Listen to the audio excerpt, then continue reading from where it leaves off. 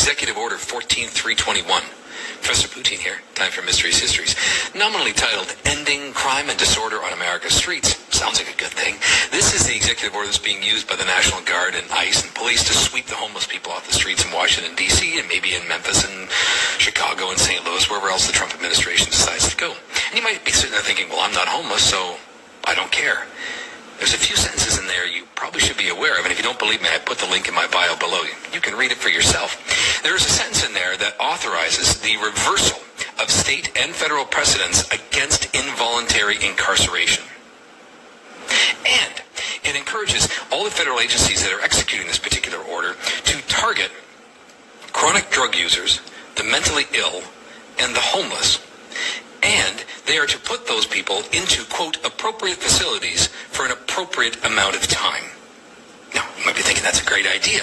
Put them into a treatment facility, put them into a hospital, put them into a halfway home. If need be, I guess we could put them into a mental institution or a prison.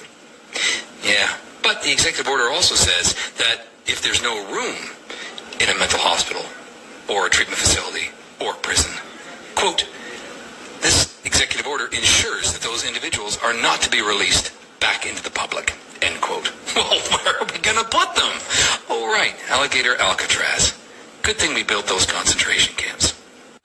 And again, you may be saying, yeah, but I'm not homeless. I'm not a chronic drug user. Maybe not. But have you ever sought treatment for alcohol addiction or any other addiction? Have you ever sought medical treatment for anxiety or depression, bipolar disorder, schizophrenia? Any other mental illness? Know anybody that has? Because this executive order also authorizes the federal government to hand over the medical records of anybody who might be in need of, quote, involuntary incarceration, end quote. And just as an aside, ICE about a month ago received access to the medical records of all 79 million people on Medicaid. Normally, this is to go after undocumented migrants, but since most undocumented migrants don't use Medicaid, what do you think ICE is searching those medical records for? We have some breaking news. What if the government could lock you up just for being different or for having a different opinion? Trump just signed an executive order that lets states force people into treatment centers against their will if local authorities act on it. The public thinks this is about homelessness, but it's not just that. The homelessness issue seems to be a distraction from the real purpose of this order. The order says anyone deemed mentally ill and unable to care for themselves could be institutionalized even if they have a home. No jury, no trial, just a government official deciding you're a risk. Trump's DOJ was even told to overturn court rulings that protect your right to refuse confinement. Civil rights groups say this could be used to silence protesters, whistleblowers, or anyone the government wants to disappear. There's no new money for care, no limits on who decides, just a pen and power, and Trump is wielding that pen. This isn't a homelessness policy, guys. It's a blueprint for control and fear. I just can't stop thinking about this.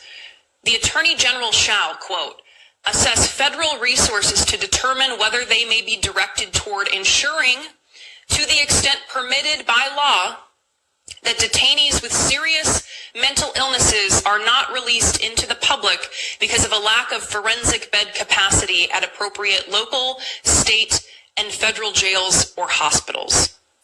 What in the hell does this mean? Warehousing people? Using those billions of dollars in the new detention facilities to disappear people living in poverty? We're already seeing reckless human rights violations, violations of due process for undocumented people, as well as those with citizenship. So how are we supposed to believe this administration will follow any sort of principles related to preventing human rights violations when it comes to this plan for the unhoused? I can't even describe the level of rage that I feel. I may, at this point in this video, have a rage rash on my neck. I don't know. I hope I do, because I want people to see the rage here, because I hope you feel it too. I hope you know that you're not alone. Under the guise of public safety, this administration is prepared to amp up their assaults on human and civil rights. And so this is what they want. They want to push more people into poverty. They want to push people living in poverty out of sight in the form of involuntary commitment for poverty, or by tossing them away in a cage. And they want the rest of us to accept it. I don't. I reject the propaganda that tells me that there's something unique and special about me that allows me to live in a house and not on the street. I'm lucky. I'm no different than anyone who's living on the street, and I know that I'm not immune from ending up there myself should enough tragedy happen in my life.